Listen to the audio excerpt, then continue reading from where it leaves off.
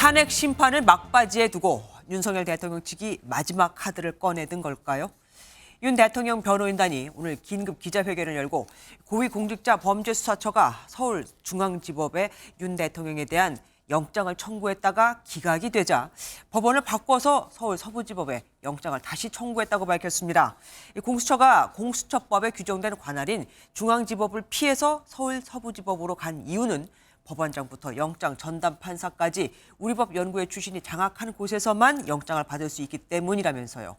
또한 영장 기각 사실을 숨긴 건 국민을 기만한 거라며 공수처장에 대한 고발도 예고했습니다. 첫 소식 전민석 기자가 준비했습니다.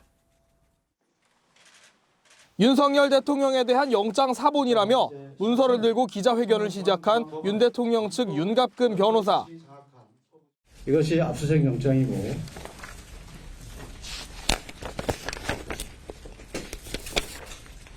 이것이 기각된 통신영장입니다. 윤 대통령 측은 고위공직자범죄수사처가 지난해 12월 6일 서울중앙지법에 윤 대통령을 상대로 압수수색영장과 통신영장을 청구했지만 기각됐다고 주장했습니다. 공수처는 앞서 서울중앙지법에 체포영장이나 압수수색영장을 청구한 사실이 없다고 국민의힘 주진우 의원의 서면 질의에 답했는데 이게 거짓이라는 겁니다. 대통령에 대한 수사기로 7만 쪽을 뒤져 이에 대한 자료들을 찾을 수 있었습니다. 윤 대통령 측은 기각된 영장은 모두 4건으로 이 가운데 최소 2건이 윤 대통령과 관련된 것이라고 설명했습니다.